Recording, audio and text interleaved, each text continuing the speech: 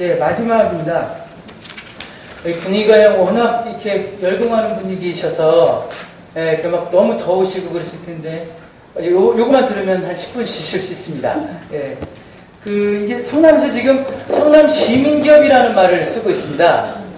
듣보지도 못한 말이기도 한데, 어쨌든 이제 성남시에서 야심차게 이제 다른 경제라고 하는 모토를 가지고 시민기업이라는 표현을 통해서 이제 지원을 하고 계시는데요.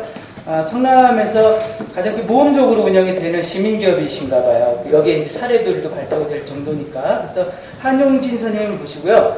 성남 시민기업의 사례들 좀 듣도록 하겠습니다. 예, 박수를 맞이해 주십시오. 우리 같은 데도 모범이라고 할 수 있겠나 싶기는 합니다. 근데 약속한 게 있어서 사실은 나왔는데요. 저희가 3월부터 일을 시작을 했으니까 지금 뭐 한 8개월밖에 안 됐는데 어떻게 감히 모범이라고 할 수가 있겠습니까? 근데 어쨌든 시민주주 기업이라고 하는 것이 무엇인지 좀 같이 공유하는 게 좋지 않을까, 뭐 이런 의미에서 사례를 통해서 함께 하고자 하는 게 아닐까 하는 생각이 들고요. 사실은 이것도 안 하려고 그랬었어요. 근데 요번에 이제 용역평가가 경기도에서 시행하는 용역평가가 성남시 16개 수집 운반 업체 중에서 제가 사실은 좀 이렇게 안 할 요량으로 한 5등 안에 들면은 할까, 이거 어떻게 이거 하겠냐, 창피하게 그랬는데 어떻게 딱 5등을 해가지고 그 약속을 지키느라고 이렇게 서론이 좀 길었는데요. 뭐 저도 그 준비한 자료는 그러니까 적지는 않은데 빨리빨리 핵심 포인트만 짚어서 15분 안에 마치도록 하겠습니다. 나눔환경을 한마디로 말씀드리자면 지역기반형 사회적 기업이다, 이렇게 말씀드릴 수가 있겠고요. 그것을 성남형으로 모델을 발굴한 것이 성남시민주주기업이다, 이렇게 이해하시면 될 것 같습니다.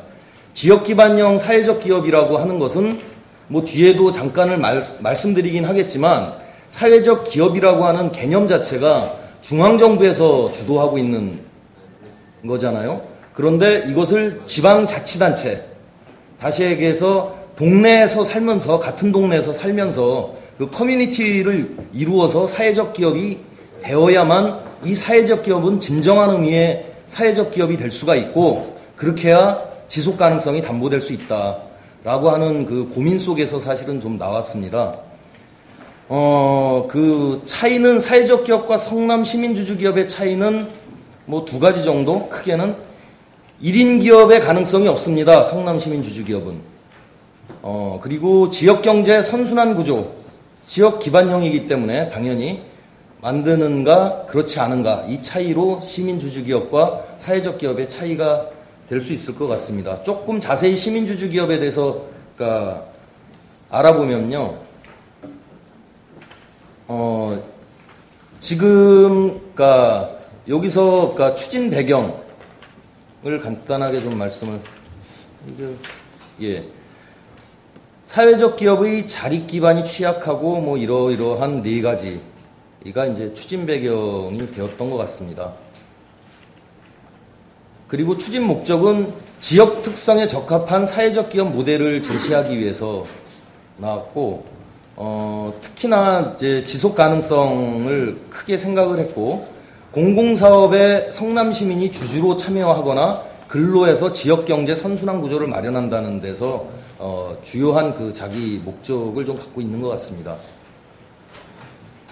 그 주요 요건 및 가점 방식, 뭐 이거 복잡한데, 제일 가점, 끝에서 두 번째 가점 부여 방식, 주주 구성비에 따른 가점 5%, 이익금 사회적 목적 사용에 따른 가점 2%, 그래서 이 7% 때문에 저희가 용역 경험이 없음에도 불구하고, 청소 수집 운반 경험이 없음에도 불구하고, 저 차이 때문에, 저희가 용역을 맡게 된 것 같습니다.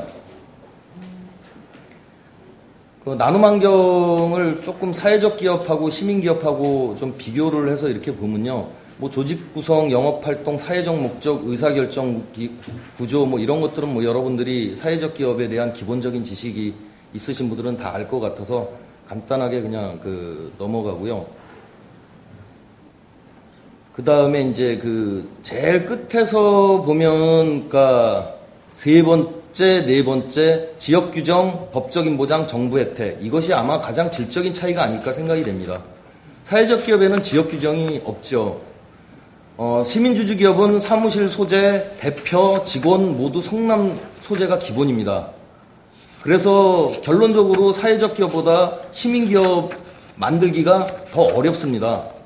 어려운데도 불구하고 저희는 아직 사회적 기업상 예비 사회적 기업이니까 좀 아이러니컬하기는 하죠. 정부 혜택은 사회적 기업은 없습니다. 법적인 보장도 없습니다. 아직 조례가 제정이 안 됐거든요. 정부 혜택도 사실은 없는데 청소대행 사업에서 가점 적용해서 아마 성남시가 공식적으로 인정한 세 개의 시민주주 기업이 있는데 그 형식은 여러 가지 갖고 있지만 그 중에 하나가 저희 나눔 환경이다라고 이렇게 말씀드릴 수 있을 것 같습니다. 이렇게 앞서서 말씀드렸던 내용이 이렇게 쭉 나왔고요. 주주가 50명이고 직원 다 해서 95%가 성남 거주하고 1인 최대 지분이 18% 미만이고요. 그러니까 직원 전원이 주주입니다. 그리고 일상 업무에서는 주일에 팀장회의에서 모든 업무들이 결정이 됩니다. 예, 이거 뒤에 사례로 조금 더 구현하도록 하고요. 특이한 거는 저희 직원들과 직원 가족들로 사회 나눔 봉사단이라고 하는 것을 회사와는 별도로 만들어서 성남시 자원봉사센터에 등록해서 지금 활동 중입니다. 우리가 꿈꾸는 일터, 이건 사례를 중심으로 해서 좀 이렇게 말씀을 드릴 텐데요. 저희는 면접서부터 회사의 가치를 부단히 강조를 했습니다. 우리는 사회적 목적 수행이 어떠니 저떠니 우리 직원들이 이해하거나 말거나 하여튼 봉사 활동을 하려는 마음가짐이 없으면 우리 회사에 입사하게 되면 굉장히 힘들 텐데 그래도 괜찮겠냐. 무조건 이제 취직이 중요하니까 그 당시에는 무조건 고개 끄덕끄덕 하셨던 분들이 지금 사실 조금 고생을 하고 계십니다만 그래도 우리 회사가 아직 괜찮다 싶어서 그런지 퇴사를 요청하고 있지는 않더라고요. 일상 업무 이렇게 아까 말씀드렸고요. 급여 조건이 저도 사실은 깜짝 놀랐는데 퇴직 충당금, 연차 수당 다 하니까 평균 급여가 월급으로 계산을 했을 때 280만 원, 저건 미니멈으로 잡은 겁니다. 한 300만 원가량 될 것 같아요. 저도 정확히 계산을 못 해봤습니다. 상여금 300%, 연차 수당 등등 했을 때 그러니까 청소 용역 업체들이 얼마나 많은 급여들을 그랬는지 좀 이해가 됩니다.